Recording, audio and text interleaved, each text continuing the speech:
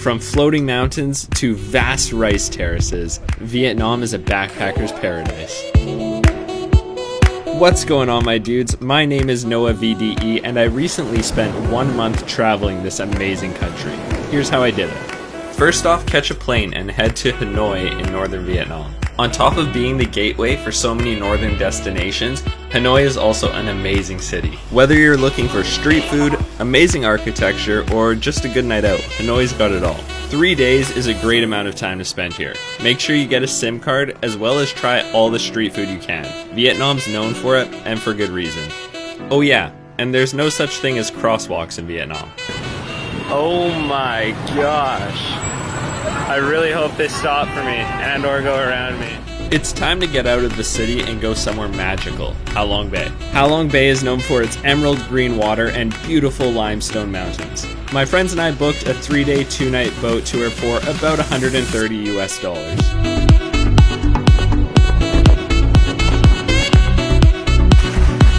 Boating, kayaking, and swimming through these mountains was unreal.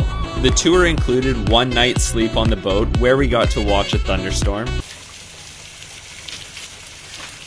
and then 1 night in a set of private bungalows on an isolated island. Perfection. After the Ha Long tour, head back to Hanoi and book a tour to Sapa. Sapa was one of the highlights of my entire 4-month trip. We did a 3-day, 2-night trek through the rice paddies, staying at locals' homes. We cooked a traditional Vietnamese meal, we drank rice wine, and we went cliff jumping.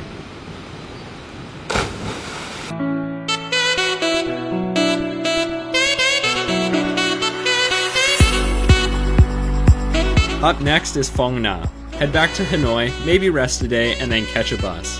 I actually never made my way out to Phong Nha, but it's the one change I would have made in my itinerary. Home to these vast caves and big rolling mountains, Phong Nha's geography is super unique.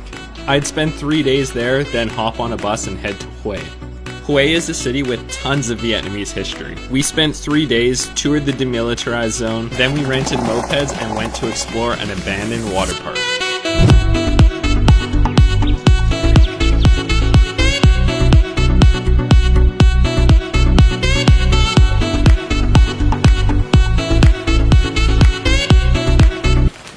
Oh yeah, that's abandoned. There's trees in the slide.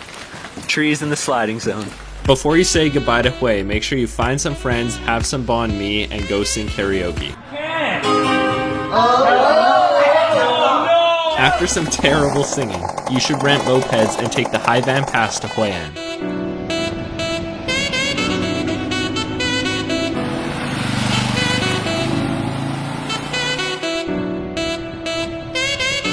Oh, and make sure you don't forget to stop for pork buns on the side of the freeway. Only in Vietnam do you stop on the side of the freeway to buy a pork bun. I don't even know what's in here, but it's pretty good. An extremely scenic ride later, you'll arrive in Hue An, one of my favorite cities in Vietnam. It's a very nice town and has some awesome beaches. It's the perfect place to relax for a couple days. If you're looking for custom clothing, look no further. Chris and Christian both got tailored suits for a fraction of the price you'd pay at home. And if you happen to be in Hue An during a full moon, you can attend the Lantern Festival, a huge celebration of lights.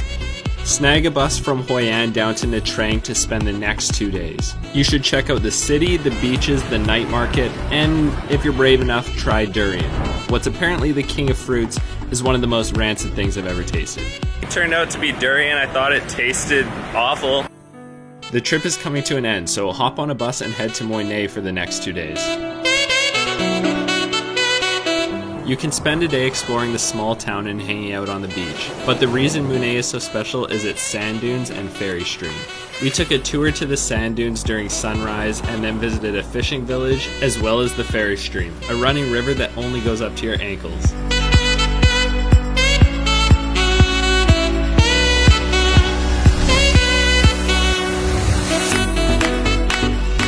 So tranquil and peaceful. I think that's the best way to describe it. And on to our last destination, Ho Chi Minh City. Catch a bus from Moi Nay to Ho Chi Minh and spend the next couple days taking in the crazy. I highly recommend checking out the War Remnants Museum. I'm not usually one for museums, but I found this very eye-opening.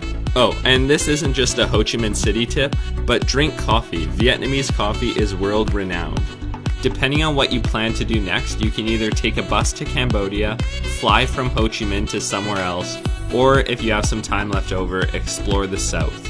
And there you have it. That is spending 1 month in Vietnam. Thank you. There is so much more to this beautiful country than I'm able to get across in a short guide, so hopefully you're able to snag some ideas from this. Thank you so much for watching. Tag a buddy that you'd want to visit Vietnam with, and I'll see you in another one.